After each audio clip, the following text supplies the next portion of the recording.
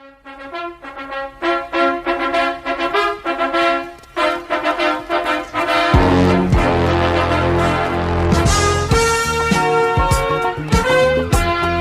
day, after struggling, like we all do in the beginning, to get into TV and into movies, he had this idea of writing a script. And in longhand, he wrote this script, which was Rocky.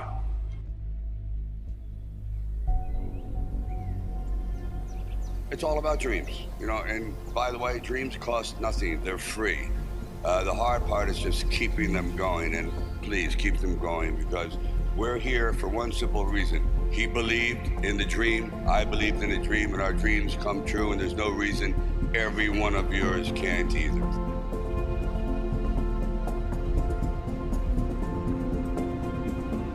I used to sit in this little apartment, and it was a room, a door, while sitting on the bed at the same time. It was like 8 feet by 8 feet by 9 feet.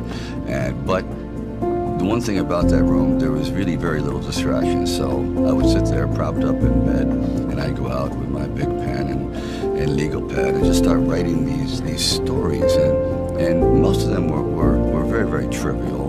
But there was something about the process of unrealized dreams. I was always brought back to this subject because I think it's one of the most enduring subjects and one of the most difficult passages for people to accept, that they never were realized in their own lifetime, that they just didn't get that shot.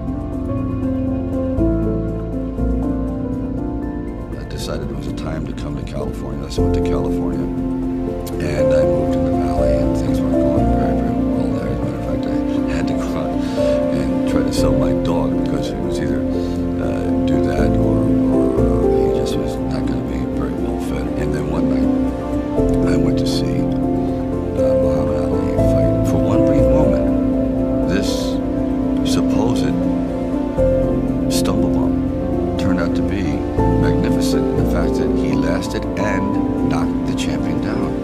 I said, boy, this isn't a metaphor for life. His entire life crystallized at that moment. He will be remembered for all eternity, at least among the fight fans. He did something extraordinary. I said, now that is probably what I need as a catalyst for an idea. A man who's going to stand up to life and take one shot and maybe go the distance. So I started to write.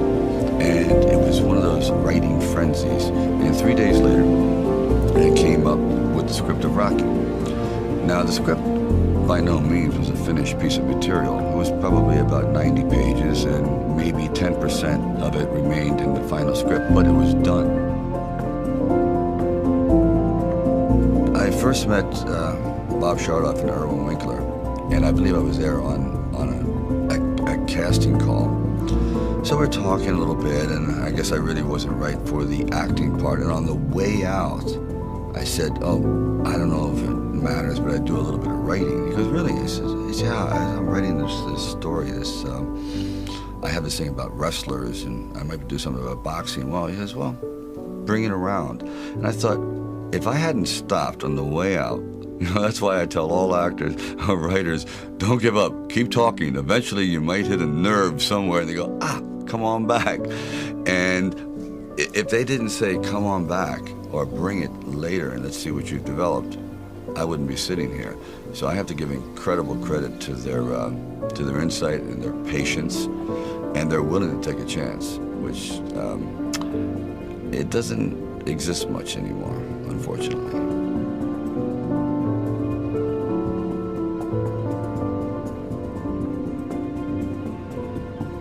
Originally, when I brought the script to them, they were fairly enthusiastic about it. The one thing they were not enthusiastic about was me playing the part, and I really can't blame them at the time. But there was something inside of me that this opportunity is never going to come around, and I really wasn't used to money, and I had no idea what I would be missing. But the temptation started to come forward. First, it was $25 grand, then $100,000.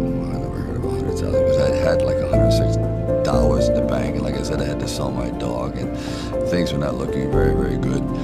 My $40 car had just blown up, so I was taking a bus to work. And still, it didn't matter. I wanted to stick with it. Then it went up to $150,000, $175,000, it went up to $250,000. $100,000. Now my head was starting to spin.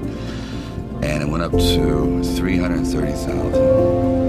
And probably, I heard it went up to 360,000. And I thought, all right, you know, you've really managed poverty very well. You've got this down to a science. You really don't need much to live on. I had like sort of figured it out. So I was not in any way used to the good life. So I thought, you know what?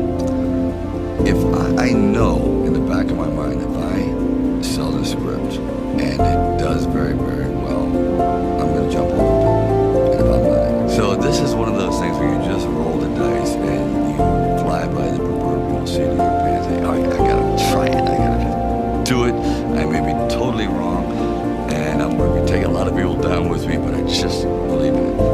We were working with the handheld camera at the time with Garrett Brown, and it was somewhat experimental.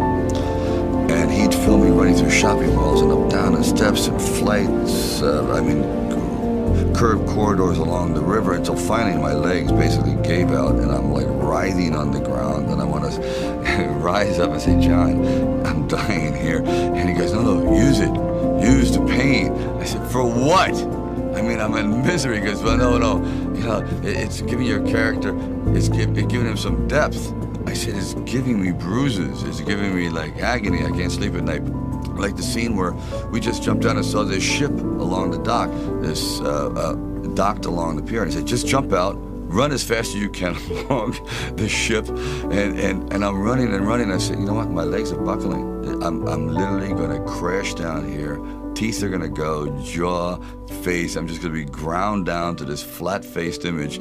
Please. And I just barely made it.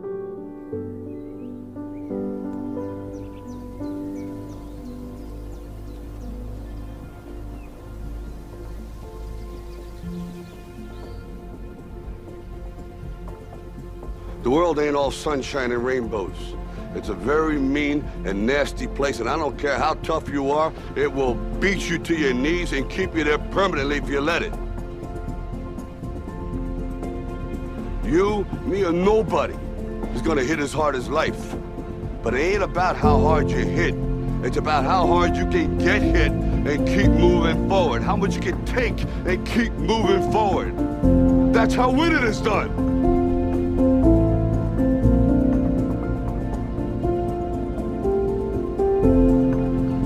Now, if you know what you're worth, now go out and get what you're worth. But you gotta be willing to take the hits and not pointing fingers saying you ain't where you want to be because of him or her or anybody.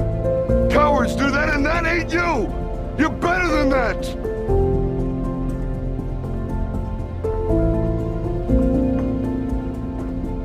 You can't be alone. To really succeed, no man really is an island. When you find the right components in your life, the right people that gel with you, then you feel as though you're invincible. It may be a fallacy, but you at least feel as though you can take all that life has to dish out.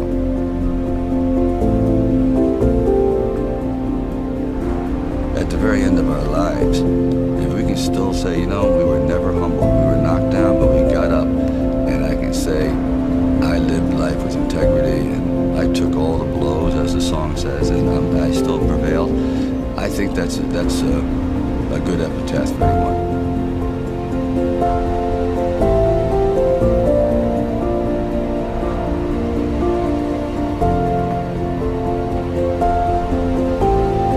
It's all about dreams, you know, and by the way, dreams cost nothing, they're free. The hard part is just keeping them going, and please keep them going, because we're here for one simple reason. He believed in the dream, I believed in the dream, and our dreams come